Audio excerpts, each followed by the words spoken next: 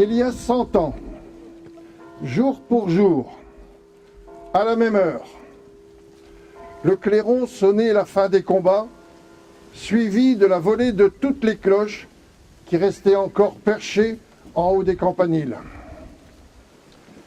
Les soldats étaient partis la fleur au fusil, pensant que la guerre ne serait qu'éphémère.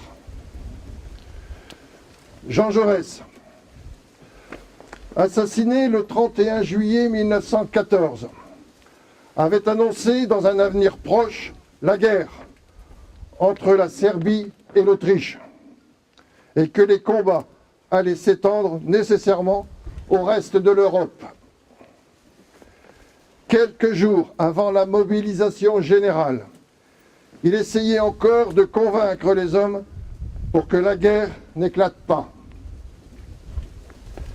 Gabriel Chevalier écrira « Quand la guerre est là, ce n'est plus le moment d'avertir les gens qu'il s'agit d'une triste aventure. » En effet, en une semaine, 20 millions d'hommes civilisés, occupés à vivre, à aimer, à gagner de l'argent, à préparer l'avenir, ont reçu la consigne de tout interrompre pour aller tuer d'autres hommes.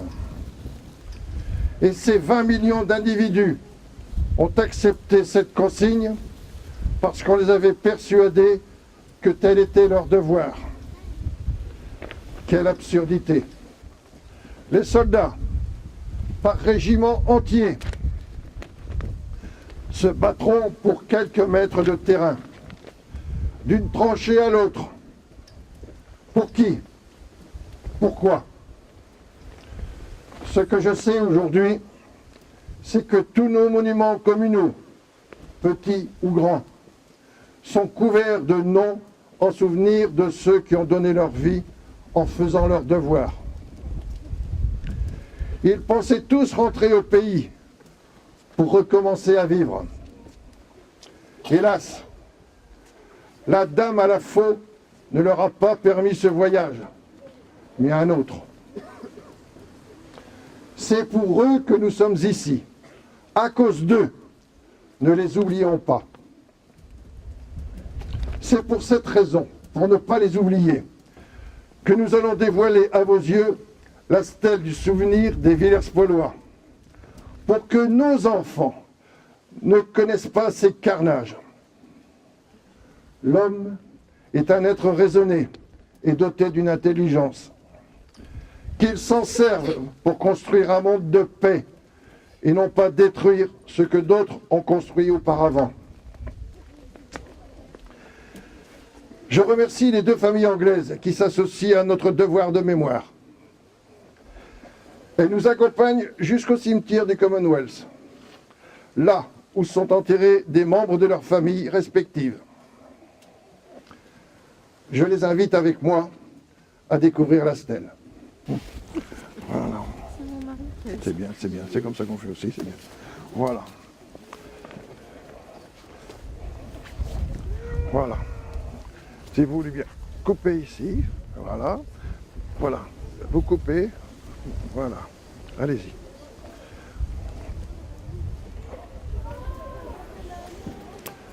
Voilà. Alors, chacun de votre côté, vous dévoilez la stèle. Voilà, merci.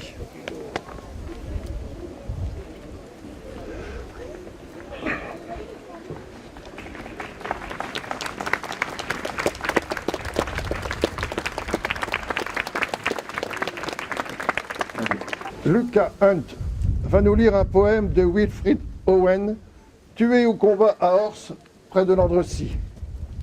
Il lira ce même poème en anglais au cimetière du Commonwealth. Monsieur le maire, citoyen de Villers-Paul, merci beaucoup de nous avoir accueillis aujourd'hui dans cette cérémonie. Le grand-oncle de mon père, Arthur Hunt, était mort au cours de la bataille de la Sombre le 4 novembre 1918. Et donc c'est un grand privilège de pouvoir partager cette journée de commémoration avec vous. Mon père aimerait lire un passage de Micah qui traite de la paix entre les nations et le lira en anglais. et après je lirai en français. Micah chapter 4. The mountain of the Lord.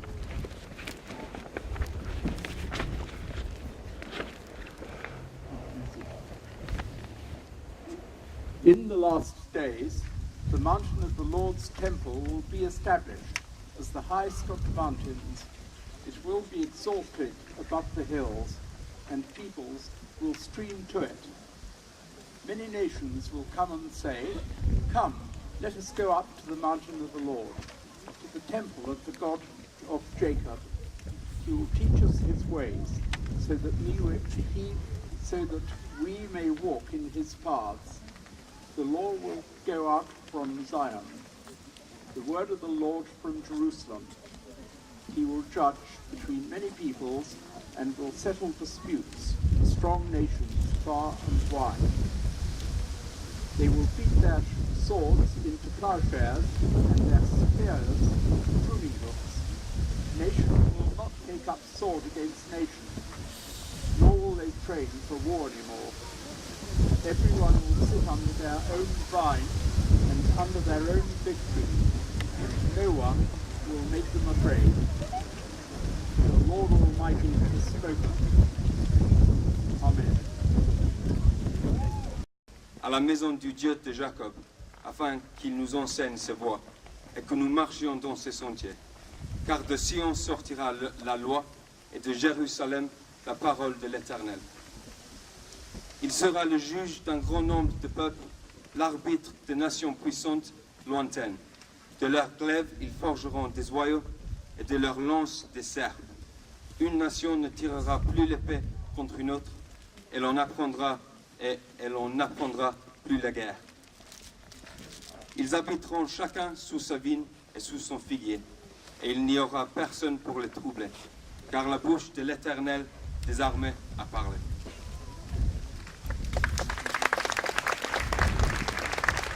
Je vais vous lire maintenant le message du président de la République française à l'occasion du centenaire de l'armistice 1918, ce 11 novembre 2018. Un siècle que l'armistice du 11 novembre 1918 est venu mettre un terme au combat fratricide de la Première Guerre mondiale. À cet affrontement interminable, nation contre nation, peuple contre peuple, avec ses tranchées pleines de boue, de sang et de larmes, ces orages de feu et d'acier qui grondaient par tous les temps et déchiraient les ciels les plus calmes.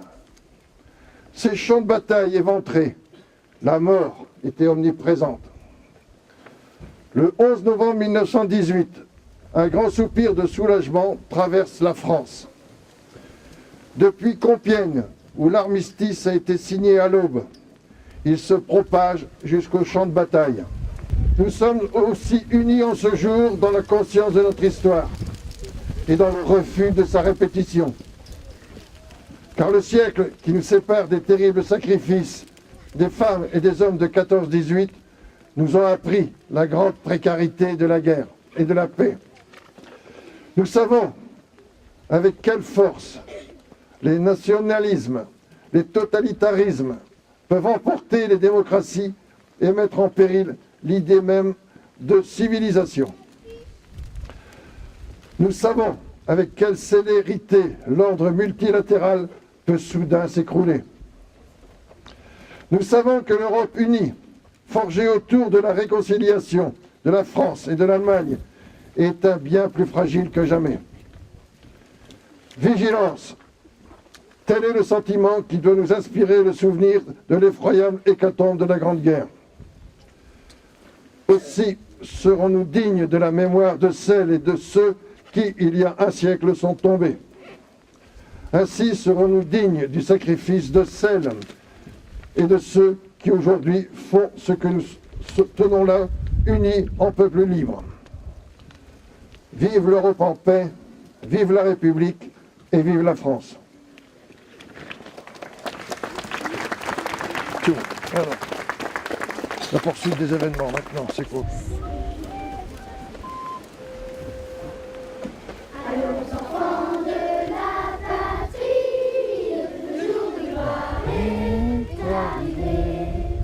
Contre nous de la tyrannie, l'étendard sanglant élevé, l'étendard sanglant élevé.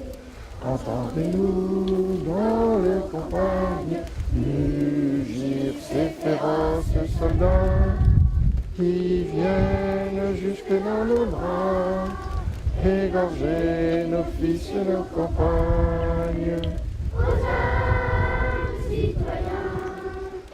Formez nos bataillons, marchons, marchons, quels seraient pu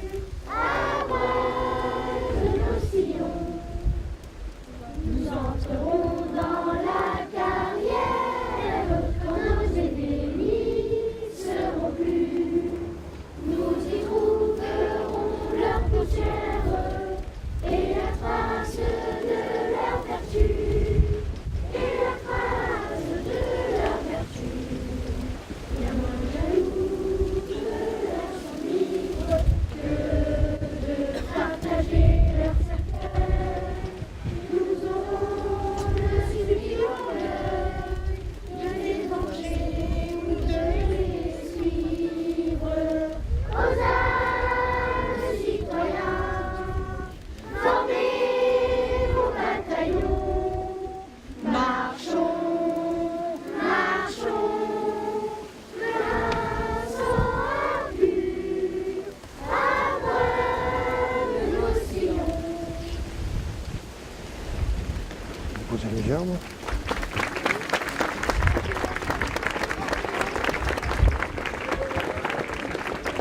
Les gerbes.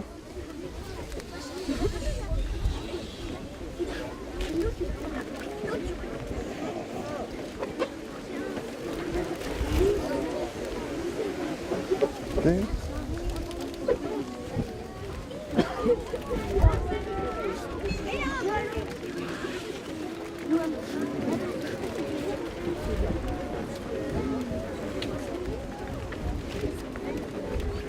Voilà.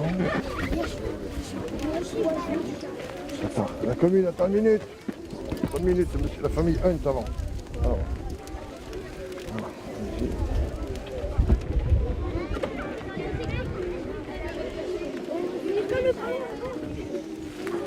Le ballon qui s'envole, regarde, là on voit une petite boule passer un ballon.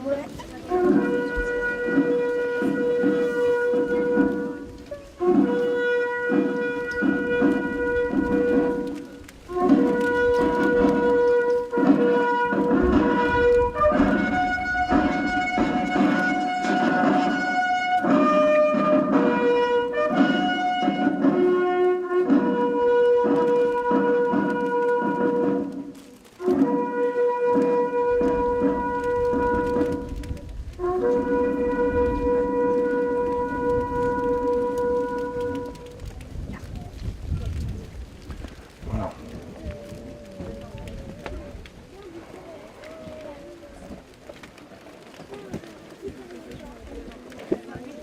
Bien, nous allons maintenant reprendre la direction du cimetière, tout doucement, derrière les drapeaux. Et nous on arrive, on va faire une photo avec la famille Hunt devant le monument. Ok. Monsieur Parr.